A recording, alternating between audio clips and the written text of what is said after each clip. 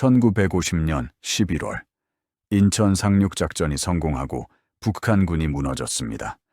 전쟁은 곧 끝날 것처럼 보였습니다. 미군들은 이렇게 말했습니다. 크리스마스엔 집에 가서 터키를 먹을 수 있을 거야. 그렇게 그들은 북쪽으로 올라갔습니다. 장진호라는 곳까지. 이곳은 옛날 유배지였던 삼수갑산, 사람보다 짐승이 많은 곳, 개마고원 한복판이었습니다.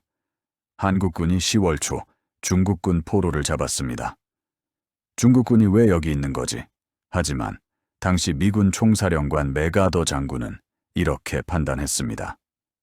소수 지원병에 불과할 것이다. 크리스마스까지 전쟁을 끝내자. 압록강까지 징역한다. 그런데 실제로는 몇 명이 들어와 있었을까요? 30만 명. 12개 사단 규모의 중공군이 이미 산속에 숨어서 기다리고 있었습니다. 그것은 함정이었습니다. 1950년 11월 27일, 해가 지고 어두워졌습니다. 미 해병 1사단 병사들은 그날도 잠자리에 들었습니다. 밤 6시쯤, 갑자기 산에서 나팔 소리가 들렸습니다. 한 병사가 나중에 이렇게 회상했습니다. 처음엔 나팔 소리인 줄 알았습니다. 하지만 그게 아니었습니다. 산 전체가 움직이고 있었습니다. 중공군 12만 명, 사방에서 쏟아져 내려왔습니다. 침낭 속에서 자고 있던 미군들, 지퍼가 얼어붙어서 열리지 않았습니다. 그 상태에서 많은 병사들이 목숨을 잃었습니다. 실제로 있었던 일입니다. 한 병사가 침낭 속에 있었습니다. 지퍼가 열리지 않았습니다. 미친 듯이 당겨도 소용없었습니다. 그때 중공군이 수류탄을 던지는 것이 보였습니다. 아, 여기서 끝이구나. 바로 그 순간 옆에 있던 동료가 비명소리를 듣고 달려왔습니다. 그 동료가 중공군을 쏘아 죽였습니다. 총알이 그 병사의 머리 15cm 위로 지나갔다고 합니다. 간발의 차이로 목숨을 건진 것입니다. 하지만 이것이 끝이 아니었습니다. 영하 40도. 소총이 얼어서 반가쇠가 당겨지지 않았습니다. 박격 포탄이 얼어서 터지지도 않았습니다. 부상당한 병사에게 수혈하려 했지만 피가 얼어버렸습니다. 화장실을 가려고 막사 밖에 나갔다가 그대로 얼어 죽은 병사도 있었습니다. 그런데 이런 일도 있었습니다. 어느 날 한 해병대원이 급하게 무전을 쳤습니다. 투시롤 즉시 공급 바람. 투시롤. 카라멜 사탕의 이름입니다. 해병대 사이에서는 박격 포탄의 암호였습니다. 중공군의 무전 도청을 막기 위한 것이었습니다. 그런데 무전을 받은 사람들이 해병대가 아니었습니다. 투시롤, 사탕, 알겠습니다. 실제로 사탕을 비행기로 투하했습니다. 수천 상자를. 해병대원들은 화가 났습니다. 하지만 이것이 나중에 목숨을 구했습니다. 그 고열량 카라멜 사탕 덕분에 얼어 죽어가던 병사들이 버틸 수 있었습니다. 어이없는 실수가 기적을 만들었습니다.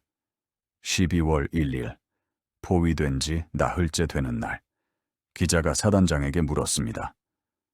장군님, 후퇴하시는 겁니까? 올리버 스미스 사단장이 대답했습니다. 후퇴? 천만에. 우리는 다른 방향으로 징역 중이다. 목숨을 걸고 탈출하는 상황을 징역이라고 표현한 것입니다. 17일간의 사투가 시작되었습니다. 126km. 산 하나를 뚫고 나가는 좁은 길. 양옆은 전부 중공군이었습니다. 1km를 가는데 3시간 30분이 걸렸습니다. 길 양쪽은 시체로 가득했습니다. 미군 시체, 중공군 시체, 산더미처럼 쌓여 있었습니다. 그런데 이들은 후퇴하면서도 부상당한 동료 600명을 들것에 태워서 모두 데리고 나왔습니다. 한 명도 버리지 않았습니다.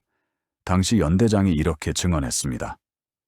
지난 5일간은 해병대 역사상 최악의 악몽이었습니다. 매일 밤, 내일 아침 해를 못 볼 거라고 생각했습니다.